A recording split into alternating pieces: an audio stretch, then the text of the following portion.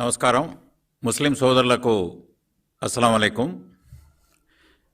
Election అయిపోయిన తర్వాత పిన్నెల్లి రామకృష్ణారెడ్డి ఉదంతం జరిగినప్పుడు నేను ఇదే వేదిక నుంచి మాట్లాడి ఖచ్చితంగా కూటమి, తెలుగుదేశం, జనసేన, బీజేపీ కూటమి 140-150 సీట్లతో అధికారంలోకి రాబోతా ఉంది. ఉద్యోగస్తులారా, జూన్ 4వ తేదీ ఈ కౌంటింగ్ ప్రక్రియలో మీరు ఎటువంటి ఒత్తిడికి లోను కావద్దు. 4 తర్వాత మీ మీద ఎటువంటి అనవసరమైన ఒత్తిడి మీ మీద ఉండదు అని కూడా నేను తేటతెల్లంగా చెప్పడం జరిగింది.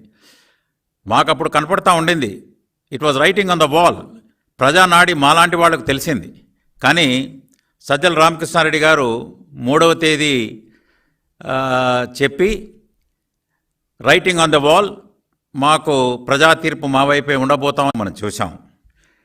జగన్మోహన్ రెడ్డి గారు ఇప్పుడు 4వ తేదీ మనం గమనించాం, ఆయన మాట్లాడింది ఎంతో బేలగా, ఎంతో ఇదిగా. ప్రజా తీర్పును ఆమోదించే పరిస్థితిలో ఆయనకు మనసు ఒప్పక, ఆయన ఏం జరిగిందో తెలియదు, అనుమానాలు ఉన్నాయి, ఆధారాలు లేవు. ఇదే 2019లో కూడా కొందరు ఆయనకు ఈ ఈవీఎం చెప్పకనే చెప్పారు. ఆయన జగన్మోహన్ రెడ్డి గారు ఈవీఎంల మీద అడిగినప్పుడు కనపడుతుంది కదా, 2019లో ఆయన చెప్పింది, ఎవరికి ఓటు వేశారో మనకు తెలుస్తుంది కదా, సైకిల్కు వేస్తే సైకిల్కు, ఫ్యాన్కు వేస్తే ఫ్యాన్కు కనపడుతుంది కదా, ఇందులో అనుమానం ఏముంది అన్నారు. ఇప్పుడు ఆయన అదే జగన్మోహన్ రెడ్డి గారు పెద్దలు, అనుమానాలు, ఆధారాలు అనే పద్ధతి వాడడం, ప్రజా తీర్పును అపహాస్యం చేసే విధంగా మాట్లాడడం. అయ్యా, మీరు 17 లక్షల శాంపుల్స్ తీశానన్నారు, మీకు ప్రజానాడి ఎలా తెలుస్తుంది? ఐప్యాక్లతో, తర్వాత ఆరా మస్తాన్ లాంటి వాళ్ళ సర్వేలతో మీరు చేస్తే మీకు ఎలా ప్రజానాడి ఎలా తెలుస్తుంది? తర్వాత ఈవీఎంల మీద అనుమానం వ్యక్తం చేశారు. అది మనం చూస్తే ఈసారి నేషనల్ లెవెల్లో ఈ ఆరా మస్తాన్ లాగానే చాలామంది బీజేపీకి స్పష్టమైన 300 అని ఒకరు, 350 అని ఒకరు, 400 అని ఒకరు చెప్పారు. కానీ 240 బీజేపీకి రావడం, మ్యాజిక్ ఫిగర్ 273 కంటే వాళ్ళకు తక్కువ రావడం కూడా మనం చూసాం. అది రామ మందిరం ఉన్న చోట ఫైజాబాద్ కాన్స్టిట్యున్సీలోనే బీజేపీ ఓడిపోవడం మనం చూసాం. సీతాపూర్ అనే పక్కనే సీతమ్మవారి సన్నిధానంలో కూడా ఆ కాన్స్టిట్యున్సీ పార్లమెంట్లో ఓడిపోవడం మనం చూసాం. కాబట్టి ఇది స్పష్టంగా ఇది ఈవీఎంలు మీద ప్రజలకు కూడా ఎటువంటి అనుమానాలు కానీ లేవు. మీకు ఉండొచ్చు కాక 17 లక్షల శాంపుల్స్ ఇక ఐప్యాక్ వాళ్ళు, ఆరా మస్తాన్ లాంటి వాళ్ళు తీస్తే మీకు అనుమానాలు రావచ్చు. కానీ నేను ఒక సర్వే చూశాను, కేకే అనే ఒక ఆయన క్లియర్గా ఒక విశ్లేషణతో సహా, మీరు దయచేసి జగన్మోహన్ రెడ్డి గారు వాళ్ళ టీము ఎవరైతే చుట్టూ ఉన్నారో అది చాలా చక్కగా, ఆయన కేకే ఎవరో నాకు కూడా తెలియదు, కానీ ఆయన కేవలం మీకు 14 సీట్ల కంటే నేను ఎక్కువ ఇవ్వడానికి తయారుగా లేను వైఎస్ఆర్ కాంగ్రెస్ పార్టీకి అని స్పష్టంగా చెప్పాడు. ఆయన ఆ విశ్లేషణలో ఆయన చెప్పాడు, జగన్మోహన్ రెడ్డి గారు ఎప్పుడు తన ఆఫీసులోనే కూర్చోవడం, ఆఫీసుకే పరిమితం కావడం, తర్వాత ఒక కాన్స్టిట్యున్సీ వదిలేయండి, ఒక జిల్లాలో కూడా ఉండకపోవడం, జిల్లా టూర్లు చేయకపోవడం, జిల్లాలో పోయి పరిస్థితులు తెలుసుకోకపోవడం, ఇక ఎవరిని ప్రజాప్రతినిధులు కలవకపోవడం, ఇలాంటి కారణాలు ఎన్నో చెప్పుకుంటూ వచ్చి ఖచ్చితంగా ఏదైతే ఈయన తోడేళ్ళు అవి ఇవి అన్నారు, దాన్ని ప్రజలు తోడేళ్ళు కాదు, వీళ్ళు శ్రీకృష్ణార్జునులు అని వాళ్ళను ఆశీర్వదించి కూర్చోబెట్టారు.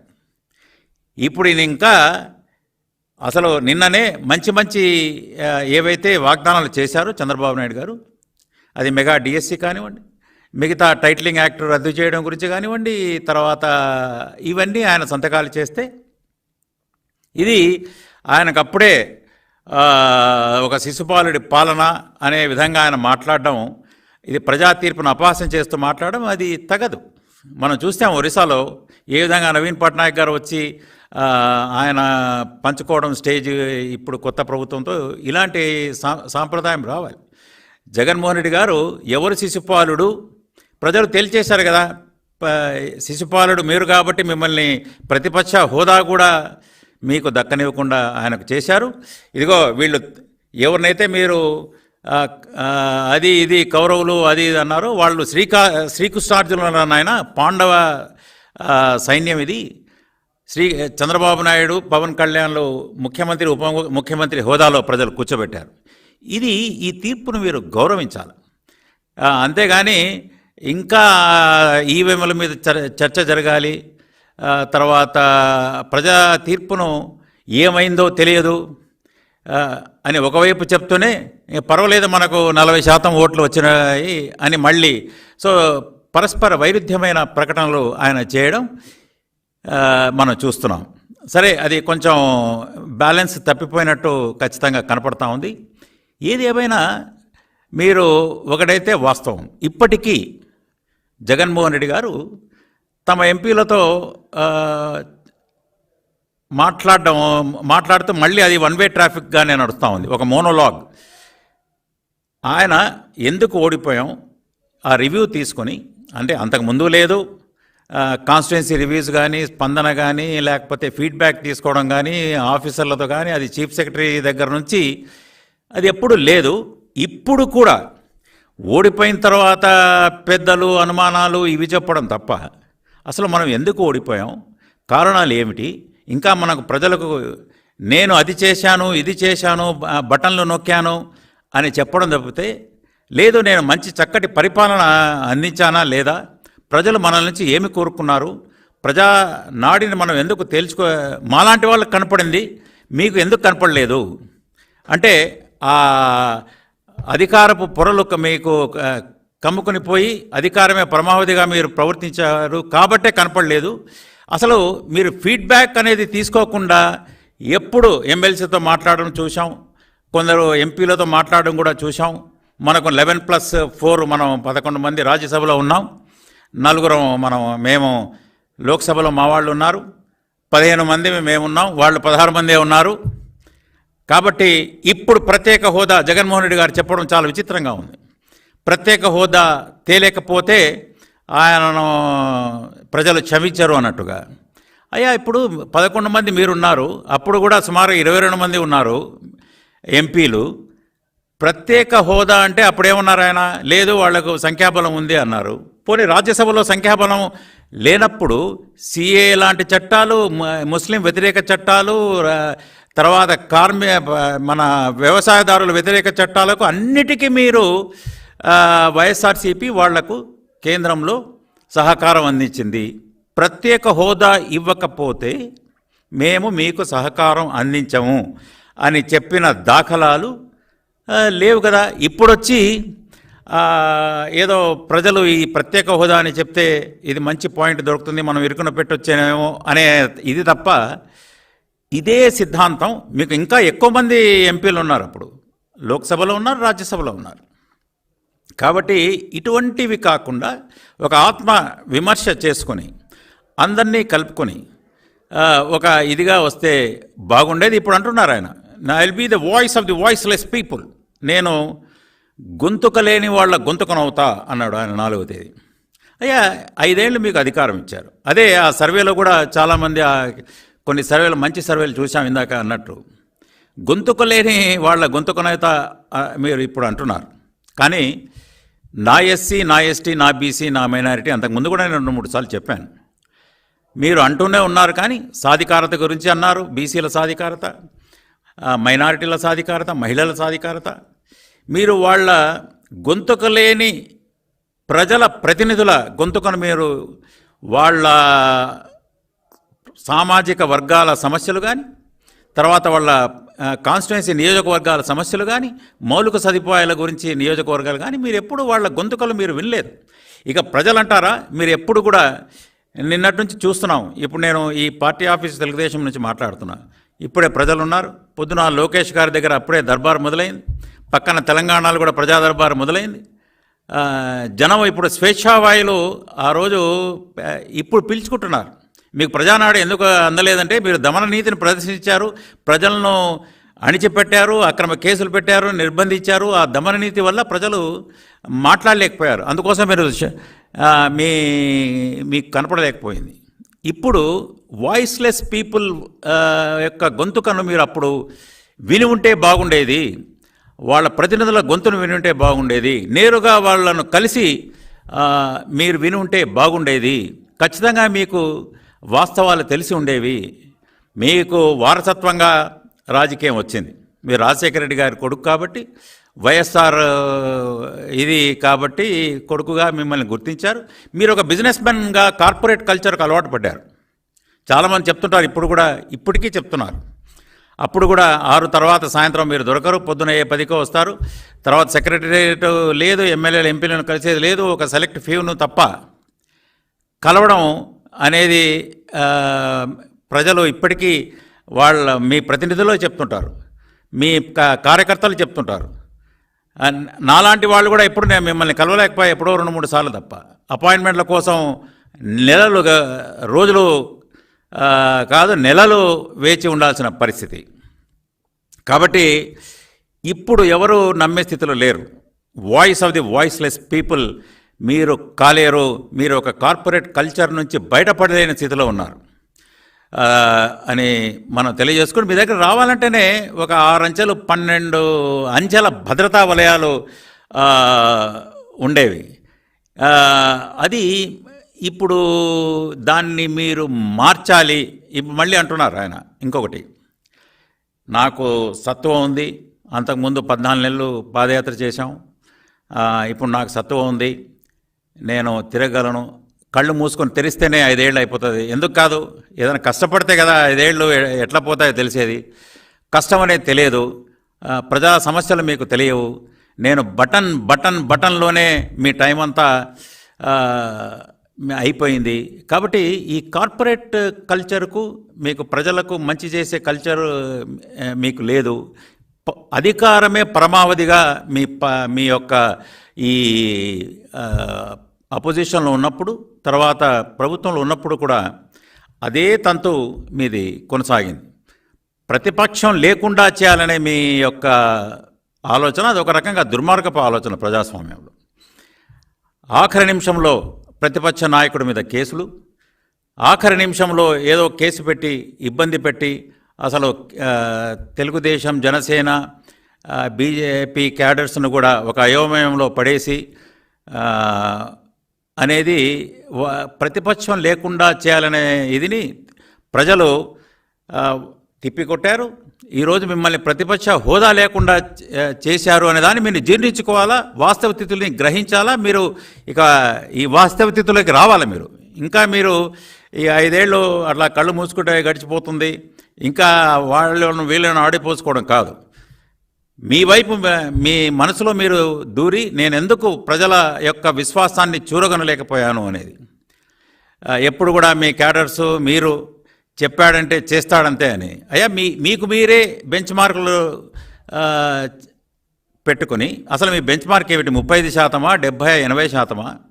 ఏం చెప్పారు మీరు? ఇదిగో నేను ఈ 5-6 అంశాలమే చేస్తాను, అమ్మ ఒడి వేశాను అంటారు. ప్రజలకు మీరు ఓట్లు వేసి మిమ్మల్ని గెలిపించింది అంటే మీరు ప్రజలకు మంచి పాలన అందించడానికి. అసలు మీ బాధ్యత అది. స్కూలింగు, వసతి కల్పించడం మీ బాధ్యత. ప్రజలకు సౌకర్యాలు, మెరుగైన ఆసుపత్రి సౌకర్యాలు కల్పించడం మీ బాధ్యత. వ్యవసాయదారులను ఆదుకోవడం మీ బాధ్యత. అనేమంటాడు జగన్మోహన్ రెడ్డి గారు, ఒక 5-6 అంశాలు చెప్పి నేను అమ్మ ఒడి ఇచ్చా. అమ్మ ఒడిలో మీరేమి, నాకు విశ్వసనీయత ఉంది అన్నాడు. మీరు ఖచ్చితంగా నేను చెప్తున్నా, ఒక ముస్లింలకు మాత్రమే వాళ్ళ అంశాలు తీసుకుని కొన్ని చెప్పదలుచుకున్నా. ముస్లింలకు కృతజ్ఞతలు కూడా చెప్తున్నా. ఏ వర్గం కూడా మిమ్మల్ని నమ్మలేదు. మైనారిటీలు నమ్ముతారేమో, బీజేపీతో పొత్తు పెట్టుకున్నందుకు నన్ను నమ్ముతారేమో అనుకున్నాడు ఆయన. కానీ ఎందుకు నమ్మలేదంటే ఆయన మాటల్లోనే, ఇదిగో దుల్హన్ పథకం మీకు ₹1,00,000 ఇస్తానన్నాడు ఆయన. ఎక్కడ ముస్లింలు అందరూ నమ్మి ఓటు వేశారు. అప్పుడు 2019లో 50,000 కూడా చంద్రబాబు నాయుడు గారు నేను పదే పదే నా క్యాంపెయిన్లో చెప్పాము, సుమారుగా 200 కోట్లు 40,000 మందికి చంద్రబాబు నాయుడు గారు ఇచ్చారు. పోస్ట్ మెట్రిక్ స్కాలర్షిప్స్ ఇచ్చారు. 4% రిజర్వేషన్ను కాపాడింది కూడా చంద్రబాబు నాయుడు గారు. తర్వాత విదేశీ విద్యను సుమారుగా 600 మంది విద్యార్థులను పంపింది కూడా చంద్రబాబు నాయుడు గారు. ఈయన 36 మందిని కూడా ఇప్పటి వరకు పంపలేకపోయాడు. 10వ తరగతి దుల్హన్ పథకానికి ఇచ్చి మాట తప్పాడు. తర్వాత కేంద్ర పథకం నుంచి రావాల్సిన ముస్లింల మైనారిటీలకు ప్రధానమంత్రి జన్ వికాస్ కార్యక్రమం అని 60% నిధులు 400 కోట్లు వస్తే హాస్టల్స్, పాలిటెక్నిక్స్, తర్వాత రెసిడెన్షియల్ స్కూల్స్, తర్వాత ఇటువంటివి మైనారిటీలకు కేవలం 200 కోట్లు 40% రాష్ట్ర వాటా దానికి యాడ్ చేయకుండా ఆ 400 కోట్లు మైనారిటీ స్కూళ్లకు, పాలిటెక్నిక్లకు కావలసిన నిధులను దారి మళ్లించి ఈ పాడుబడిన శిథిలావస్థలో కొన్ని బిల్డింగ్ లేచినా కూడా అలాగే ఉండిపోయిన స్థితి మైనారిటీలకు గ్రహించారు. ఆ ప్రధానమంత్రి జన్ వికాస్ కార్యక్రమం కింద ఉన్న 400 కోట్లు దారి మళ్ళాయి. అదే తెలంగాణలో పక్క రాష్ట్రంలో 100 స్కూళ్ళు మైనారిటీలకు వాళ్ళు పెట్టారు. ఇది నేను ఒక డిపార్ట్మెంట్ మాత్రమే తీసుకున్నా. వారు ఏం చెప్పేవాళ్ళంటే, ఇదిగో ఈ 5-6 చేస్తాను, ఇది అమ్మ ఒడి, తర్వాత ఇది నేతన్న నేస్తం, తర్వాత చేయుత, ఇది నేను 100% చేశాను అని. అయ్యా మిగతా ఇది చెప్పాను కదా, ఇది చేసేసాను అంటాడు. అయ్యా మిగతావి సర్పంచులు, పంచాయతీలు, నిధులు, తర్వాత రోడ్లు, మౌలిక సదుపాయాలు, నీటి వసతులు, ప్రాజెక్టులు అంటే అవి నేను చెప్పలేదు కదా అంటారేమో మరి. సో మీకు మీరే వీళ్లకు ఈయనే జగన్మోహన్ రెడ్డి గారు కొన్ని ప్రామాణికాలు ఆయనే పెట్టుకొని చంకలు గుద్దుకునే పరిస్థితి. నేను మొత్తం చేసేసాను, 199, 95% చేశాను అని చెప్పుకోవడం, ఇది అంటే వాస్తవిక స్థితిలో లేడు కాబట్టే మిమ్మల్ని ప్రజలు చీకొట్టారు. వ్యవస్థలు మీరు ఈయన జగన్మోహన్ రెడ్డి గారు వ్యవస్థలను మాయం చేసేశారు.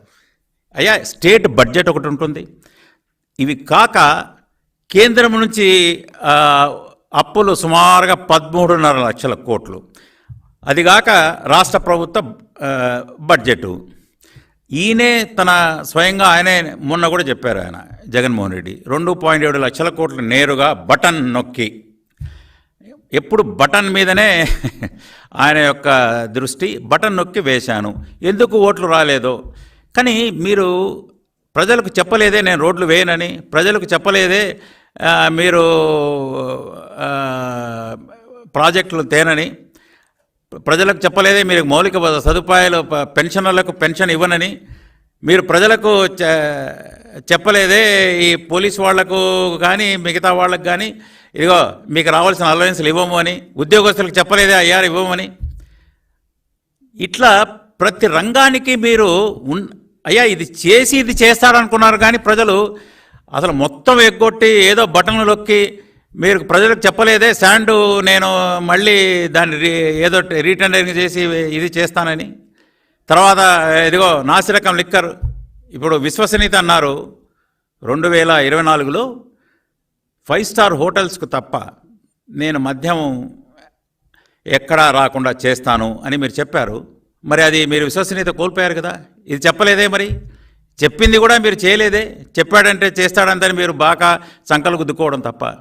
సో ఎందుకు మీకు ప్రజలు ఆదరించలేదు అనేది మీరు తెలుసుకొని, సో ఇది మీరు ఖచ్చితంగా గమనించాలి. ఇప్పుడు ఎమ్మెల్సీలలో మాకు బలం ఉంది కాబట్టి మీరు బాగా పోరాడండి, అన్ని చట్టాలు మంచివి కూడా చెడ్డవి అడ్డుకోండి అనే విధంగా చెప్పడం జరిగింది. దాండే నేను కూడా అప్పుడు ఎమ్మెల్సీగా ఉన్నా. అప్పుడు లేదు ఇది అనవసరం, దుబారా ఖర్చు, ఇది తీసేస్తేనే బెటర్ అని మీరు రాజ్యసభకు కూడా అసెంబ్లీలో పాస్ చేసి, తర్వాత మీకు సంఖ్యాబలం పెరిగే కొలది మళ్ళీ ఉండాలన్నారు. కానీ అది ఇంకా రాజ్యసభకు పోయినట్లేదు. మొదట పంపిందే ఈ ఎమ్మెల్సీల సభను, అప్పర్ హౌస్ని, లెజిస్లేచర్ను, కౌన్సిల్ను రద్దు చేయమనేదే ఇప్పటికే ఉంది అక్కడ. కాబట్టి ఈ నాయకులకు కూడా ఇప్పటికి చెప్తున్నారు చాలామంది నాయకులు మాతో, అయ్యా ఏమిటి ఆయన ముందులాగానే తనకు తానే తన గ్రాఫ్ బాగుంది మా గ్రాఫ్ బాగలేదు అని ఎప్పుడు చెప్పేవాడు. అసలు ఆ ప్రామాణికమే ఏమిటో మాకు తెలిసేది కాదు. ఇప్పుడు అదే పద్ధతి ఇప్పుడు కొనసాగుతూ ఉంది. అసలు ఆయన తనకు తాను ఆత్మవిమర్శ ఎప్పుడు చేసుకోవట్లేదు. ఇప్పుడు ఏ విధంగా ఈ కేసులు కూడా రాబోతున్నాయి. జగన్మోహన్ రెడ్డి గారు 10 సంవత్సరాలుగా బెయిల్లో ఉన్నారు. వాళ్ళ నాయకుల యొక్క వాళ్ళ సీరియస్ కన్సర్న్స్ ఉన్నాయి. వాళ్ళు ఆలోచిస్తున్నారు ఈ పార్టీ మనుగడ ఉంటుందా. ప్రతి వారం ఆయన ఇంకా కోర్టుకు హాజరు కావాల్సిన పరిస్థితులు ఉన్నాయి. గోడ మీద రాత అని సజ్జల గారు అన్నారు. ఆ గోడ మీద రాత స్కాములు కనపడుతున్నాయి. ఒక్కొక్క స్కామ్, మైన్స్లో రాయల్టీల స్కాము నేను కూడా చూశాను. మొన్న అనంతపూర్లో ఏదో రాయల్టీ వసూలు చేయాలని ఎవరు ప్రసాద్ రెడ్డి తర్వాత నిన్న కూడా చూసాం రోజా గారు, ఈ తర్వాత Sai sports authority of India వాళ్ళు ఆడుదాం ఆంధ్ర కార్యక్రమంలో కొనుగోలు కార్యక్రమంలో అవి స్కాములు, తర్వాత ఈ లిక్కర్ స్కాములు అసలు కనపడుతున్నాయి. ఏ విధంగా క్యాష్ డీలింగ్స్ ఇన్ లిక్కర్, ప్రభుత్వ సంస్థల నుంచి ప్రైవేట్ వాళ్ళు వచ్చి క్యాష్ తీసుకుపోవడం ఒకటే. అంటే పైకేమో మనసా వాచా కర్మణాలు లేదు. నిన్ను వలె నీ పొరుగు వారిని ప్రేమించమని ఈయన ఒక పవిత్ర బైబిల్లోని అంశాన్ని జగన్మోహన్ రెడ్డి గారు మర్చిపోయారు.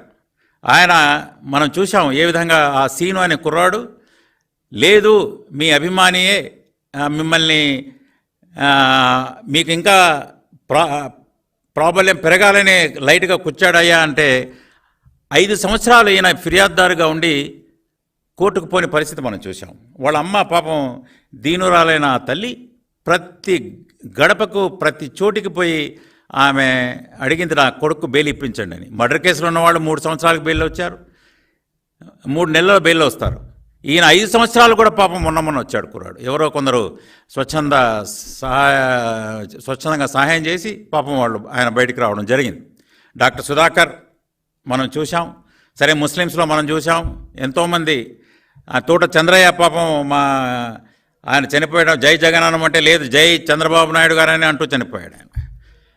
తర్వాత ఎంతోమంది ముస్లిం కుటుంబాలను పల్నాడులో ఓటు వేయలేదని ఇప్పటికీ వాళ్ళు అంటున్నారు దొంగ అన్నట్లుగా. ఇప్పటికీ ఎలక్షన్లు అయిన తర్వాత కూడా మర్డర్లు, తెలుగుదేశం కార్యకర్తలను వైసీపీ గూండాలు మర్డర్లు చేస్తున్నారు. ఇది అంటూ దొంగ అన్నట్లుగా వీళ్ళు వ్యవహారం ఇలా ఉంది. ప్రజలు చాలామంది, నేను ఇక్కడ కూడా విజయవాడలో అవి అయ్యా ఈ ప్రభుత్వం వస్తే ఇంకా మేము ఇక్కడ ఉండలేని పరిస్థితి, మేము ఊళ్ళు వదలాల్సిన పరిస్థితి వస్తుంది అనేది. ఈ నిర్బంధ వాతావరణం నుంచి ఏ విధంగా బయటపడాలి అనే ఈసారి ఎందుకు వాళ్ళకి ప్రజానాడి కొందరికి అందలేదని మాలాంటి వాళ్ళకి అందింది, కానీ వీళ్ళకి ఎందుకు అందలేదంటే లేదబ్బా తెలుగుదేశానికి ఓటు వేసిన వాళ్ళు కూడా మేము వైఎస్ఆర్సీపీకి భయపడి ఎక్కడ వాళ్లకు దాడులు జరుగుతాయని భయపడి కొందరు బయటికి చెప్పుకోలేని పరిస్థితి. చెప్పాల్సిన వాళ్ళకి వాళ్ళు చెప్పారు, ఒక నిశ్శబ్ద విప్లవమో ఏదో అని చెప్పారు. కానీ ఎప్పుడు కూడా చాలామంది మహిళలు అనుకుంటున్నారు అంగన్వాడీలను ఇక్కడే వాళ్లకు ఎస్మా ప్రయోగించి వాళ్ళను దమనకాండ, పెన్షనర్లు ఫస్ట్కు పెన్షన్ రాని పరిస్థితి, తర్వాత వాళ్ళ జీపీఎఫ్లు తినేసిన పరిస్థితి, జీపీఎఫ్లు దారి మళ్లించిన పరిస్థితి, టీచర్లను అంటే టీచర్ వ్యవస్థ బాగుంటే విద్యార్థుల భవితవ్యం బాగుంటుంది అనేది కనీస అవగాహన లేని ఈ పాత ప్రభుత్వం ఎలా ఉండిందంటే టీచర్లను ఏ విధంగానైనా ఇబ్బంది పెట్టాలా. ఎందుకంటే వాళ్ళ యొక్క పెన్షన్ పథకాన్ని గురించి, తర్వాత ఐఆర్ని గురించి, డిఏల గురించి అడిగారు.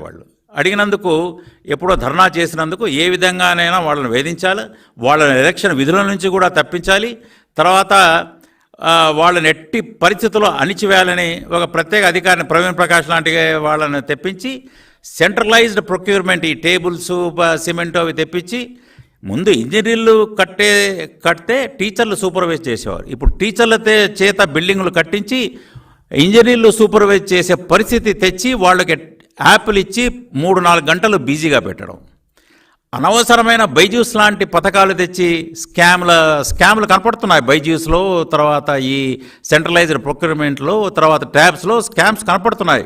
మీరు చెప్పేదేమో విద్యార్థుల పేరు, చేసేదేమో టీచర్లను అణిచివేత, కానిస్టేబుల్ వ్యవస్థ బాగుంటేనే, పోలీస్ వ్యవస్థ బాగుంటేనే, వాళ్ళకు రావాల్సిన అలవెన్సెస్ ఇస్తేనే శాంతి భద్రతలు బాగుంటాయనే కనీస అవగాహన లేని గత ప్రభుత్వం జగన్మోహన్ రెడ్డి గారి ప్రభుత్వం. కాబట్టి వ్యవస్థలు మటుమాయం, డిపార్ట్మెంట్లు అసలు లేని పరిస్థితి. మైనార్టీ డిపార్ట్మెంటే నేను చెప్తున్నాను. కార్పొరేషన్లు, మైనార్టీ ఫైనాన్స్ కార్పొరేషన్ లేదు, తర్వాత ఉర్దూ అకాడమీ లేదు, క్రిస్టియన్ కార్పొరేషన్ లేదు, మీకు వక్ఫ్ డిపార్ట్మెంట్ లేదు. కార్పొరేషన్ల నిధులు, తర్వాత డిపార్ట్మెంట్ల నిధులు, డిపార్ట్మెంట్ల బడ్జెట్లు, సప్లాన్ నిధులు ఇవన్నీ దారి మళ్లించి కేవలం బటన్ అనే విధిగా చెప్పి, తర్వాత స్టేట్ గవర్నమెంట్ యొక్క బడ్జెట్ నిధులు, సెంట్రల్ గవర్నమెంట్ నుంచి తీసుకున్న అప్పులు, ఇవన్నీ కేవలం 2.74 లక్షల కోట్లే ప్రజలకు అందితే ఇంకా 10-12 లక్షల కోట్లు అప్పు తెచ్చినవి స్టేట్ బడ్జెట్వి ఎక్కడికి వెళ్ళాయి అనేది ఈ ప్రభుత్వం, చంద్రబాబు నాయుడు గారి ప్రభుత్వం ఖచ్చితంగా దీని మీద దృష్టి పెట్టాలి. మిమ్మల్ని ఏ వర్గం నమ్మలేదు, ఇప్పుడు క్లియర్గా తెలిసిపోతూ ఉంది. మహిళలు నమ్మలేదు, తర్వాత బీసీ వర్గాలు నమ్మలేదు. పేరుకు మాత్రమే మీరు సాధికారత లేకపోతే సామాజిక న్యాయం, పెత్తందారులు వేరే వాళ్ళను తోడేళ్ళు అనడం. కానీ పెత్తందారులు ఉన్నదే ఇప్పుడు మళ్ళీ తిరిగి అదే పెత్తందారులు మీ చుట్టూ ఉన్నారు. అది పార్లమెంట్లో కూడా వాళ్ళే ఉన్నారు మీ చుట్టూ. మళ్ళీ అదే అదృష్టం కొద్దీ ఆయన ధనంజయ రెడ్డి ఇప్పుడు చెప్తున్నారు వాళ్ళు, జక్కంపూడి రాజా గారు కానివ్వండి, ఈవెన్ అనంత ఆయన మన ఎవరు కేతిరెడ్డి వెంకటరామరెడ్డి గారు కానివ్వండి, మిగతా వాళ్ళు కూడా అంటున్నారు ఏ విధంగా గంటలు ఒక ప్రజాప్రతినిధులను ప్రజా సమస్యల కోసం వెళ్ళినా కూడా మమ్మల్ని నిలబెట్టించే వాళ్ళు అని కూడా ఇప్పుడు చెప్తున్నారు. మళ్ళీ తిరిగి అదే తంతు, ఒకటే వన్ వే ట్రాఫిక్, మళ్ళీ అదే మాట్లాడుతూ ఇంకా నాకు అర్థం కాలేదు, ఇంకా ఎందుకు మనకు దేవుడి దయ ప్రజల ఆశీర్వాదం ఉండాలి కదా అని ఆయన, మీకు దేవుడి దయ లేదు, ప్రజల ఆశీర్వాదం లేదు అని స్పష్టంగా అర్థమైంది. ప్రజల ఆశీర్వాదం ఎందుకు లేదు అంటే, ఇదిగో మీరు నాసిరకం మద్యం ఇచ్చారు, తాగి కుటుంబాలు రోడ్డున పడ్డాయి, తర్వాత ఇసుక ఎప్పుడు కావాలన్నా ఇవ్వలేకపోయారు, గృహ నిర్మాణం చేస్తూ ఉన్నారు, గృహాలు ఆప్షన్ 1, 2, 3 ఏది మీరు కట్టుకోండి, లేదా మీరు కట్టుకుంటారా, మేము కట్టాలనా అని అలా పట్టాల దగ్గర నుంచి స్కాములు చేసిన మీ గత ప్రభుత్వాన్ని ప్రజలు క్షమించలేదు. అన్నిటికంటే ఈ నిర్బంధ వాతావరణం ఒకటి మీరు తెచ్చి ప్రజలను మాట్లాడితే వాళ్ళకు వ్యతిరేకంగా కేసులు పెడితే ఇప్పుడు స్వేచ్ఛావాయువులు పీల్చుకుంటున్నారు. ఇది రాబోయే రోజుల్లో ఈ మంచి ప్రభుత్వం కొలువు తీరింది. మీరు ఎవరు శిశుపాలుడో ప్రజలు తేల్చేశారు. శిశుపాలుని ప్రతిపక్ష హోదా లేకుండా చేసేశారు. ఎవరిని మీరు అప్రతిష్ట పాలు చేయాలనుకున్నారో, ప్రతిపక్షంలో కూడా దాన్ని మటమాయం చేయాలనుకున్నారో వారిని శ్రీకృష్ణుడు ముఖ్యమంత్రిగా లేకపోతే ఒక అర్జునుడు ఉప ముఖ్యమంత్రిగా ఇప్పుడు ప్రజలు వాళ్లను, నేను అర్జునుడు అంటే మిమ్మల్ని నమ్మలేదు, మిమ్మల్ని ఇంట్లో కూర్చోబెట్టారు, ఇప్పుడు ముఖ్యమంత్రి ఉప ముఖ్యమంత్రిగా కూర్చోబెట్టారు. ఇది మీరు గమనించాలి. కాబట్టి ఇప్పుడు వైసీపీ కార్యకర్తలే నాకు ఓపిక ఉంది, రేపు కళ్ళు మూస్తే కళ్ళు తెరిస్తే 5 ఏళ్ళు అయిపోతాయి, నేను మళ్ళీ తిరుగుతా ప్రజల్లో, మీరు తిరుగుతారు. కానీ నాకు అనుమానం ఈ పార్టీ ఇక మనుగడ కష్టం అని వాళ్లే చెప్తున్నారు. మీరు కేసులో బిజీ అయిపోతారు, పాత కేసులు ఉన్నాయి, ఇక రాబోయే కొత్త కేసులు వస్తాయి. కాబట్టి దీని నుంచి నాకు తెలిసి చాలా ఈ స్కాములు ఇన్ని అసలు ఆధారాలు పైకే రైటింగ్ ఆన్ ద వాల్ లాగా ఆధారాలు కనపడుతున్నాయి ఈ స్కాములవి. కాబట్టి ఈ కేసులను తప్పించుకోవడం, తర్వాత ఇది బతికి బట్ట కట్టడం నాకు తెలిసి చాలా కష్టం. అది నేను చెప్పడం కాదు, వాళ్ళ నాయకులే చెప్తున్నారు. రేపు పొద్దున అసలు ఈ పార్టీ ఏ విధంగా మనుగడ సాగిస్తుంది, ఇటువంటి మానసిక తీరు ఉన్న నాయకుడు అంటే ఒక కార్పొరేట్ కల్చర్ను పాలిటిక్స్లో ప్రజలతో అవినాభావ సంబంధం లేకుండా ప్రజలకు దూరంగా ఉండి ఏదో ఒక న్యూక్లియర్ అస్త్రం ప్రయోగించినట్టు నార్త్ కొరియన్ ప్రెసిడెంట్ ఇతను ఒక బటన్ నొక్కితే ఏదో పడిపోతున్నాయనే ఇది ఫీలింగ్లో ఉండి తన ఇల్లు దాటని నాయకుడిని ఏ విధంగా ప్రజలు హర్షిస్తారనేది వాళ్ళ క్యాడర్లో వాళ్ళ నాయకుల్లో ఉంది. ఇది ఖచ్చితంగా రాబోయే రోజుల్లో ఈ పార్టీ మనుగడ కష్టం. ఇప్పటికైనా మంచి సాంప్రదాయం ఆయన జగన్మోహన్ రెడ్డి గారు నేర్చుకొని సరే ప్రతిపక్ష హోదా లేదు కానీ ఆ, ఆ, మీరు అన్నీ కోల్పోయారు. ఇక మంచి మంచి నాయకులను కోల్పోయారు, మంచి వాళ్ళని కోల్పోయారు. ఇప్పటికైనా మీరు తెలుసుకొని ప్రజా తీర్పునకు శిరసావహించి ప్రజా తీర్పుని శిరసావహించి గౌరవించి ఒక నిర్మాణాత్మకమైన ఒక పార్టీగా మీరు వ్యవహరించాలని, నాయకుడిగా వ్యవహరించాలని వారిని కోరుతున్నా. నమస్కారం.